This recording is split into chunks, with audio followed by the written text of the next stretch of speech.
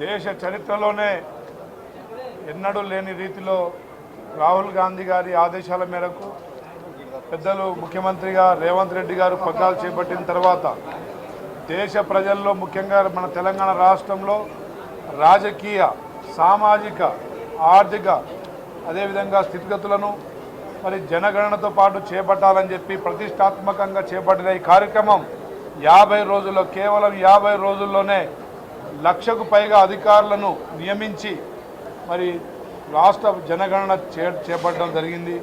దేశ చరిత్రలోనే తెలంగాణ ఒక రోల్ మోడల్గా మరి అతి తక్కువ సమయంలో మరి వివరాలు సేకరించి కులాల వారీగా వారి ఆర్థిక స్థితిగతులు రాజకీయ స్థితిగతులన్నీ ఈరోజు చర్చకు పెట్టడానికి మరి క్యాబినెట్ మంత్రులు దాని మీద సన్నద్ధమైనారు.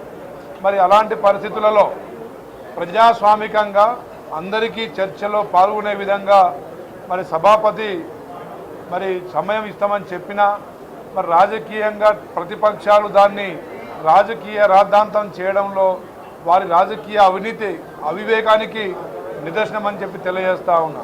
ముఖ్యంగా ఈ రాష్ట్రంలో వెనుకబడిన కులాలు అదేవిధంగా గిరిజన దళిత తెగలు అన్ని సామాజిక వర్గాల మరి స్థితిగతులు ఈరోజు రాష్ట్రం మరి దేశంలోనే మొట్టమొదటిసారి మరి పార్లమెంటుకి పంపించాలి, ఒక తీర్మానం మరి బడుగు బలైన వర్గాలకు న్యాయం చేయాలని రాష్ట్ర ప్రభుత్వం చిత్తశుద్ధితో ముందుకు పోతూ ఉంటే మరి అక్కసుతోనే కడుపు మంటతోనే ఈరోజు హరీష్ రావు గారు కానీ అదేవిధంగా తలసాని శ్రీనివాస్ యాదవ్ గారు గంగుల కమలాకర్ గారు అదేవిధంగా మరి ఇంకో బీసీ మంత్రి ముగ్గురు ఈరోజు మాట్లాడిన వారి పరిస్థితి చూస్తే మరి వారు కేవలం టీఆర్ఎస్కి ఇంకా తొత్తులుగానే మాట్లాడుతున్నారు తప్ప బీసీ బలహీన వర్గాల పక్షాన మాట్లాడుతున్నట్టు లేదు.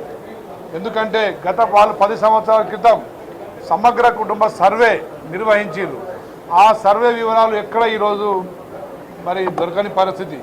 సమగ్ర కుటుంబ సర్వే కేవలం వాళ్ళ పార్టీ పథకాలకో మరి టీఆర్ఎస్ పార్టీకి మరి స్వయంగా వారు లబ్ధి చేకూరడం కోసమే వారు వాడుకున్నారు తప్ప దాన్ని ఎక్కడ బయట ప్రజలకు కానీ అధికారుల ద్వారా కానీ మరి బట్టబయలు చేసిన పరిస్థితి లేదు.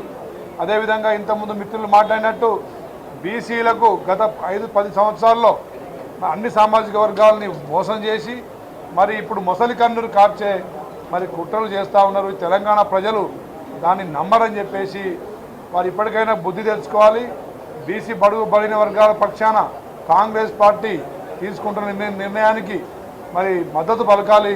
కేంద్రం పార్లమెంటు సభల్లో ఈ తీర్మానాన్ని పంపించి పార్లమెంటు నిర్ణయం తీసుకున్న తర్వాత స్థానిక ఎన్నికలు నిర్వహించాలని రాష్ట్ర ప్రభుత్వం సమాయత్తమవుతుంటే మరి మోకాలడ్డు ప్రతి కార్యక్రమంలో మోకాలడ్డు పెట్టే కార్యక్రమం కుట్రలు ఈ టీఆర్ఎస్ బీజేపీ ప్రతిపక్షాలు చేస్తూ ఉన్నాయి. కాబట్టి వారిని ప్రజాక్షేత్రంలో ప్రజలే బుద్ధి చెప్పాలని చెప్పేసి డిమాండ్ చేస్తూ ముగిస్తున్నా. Thank you.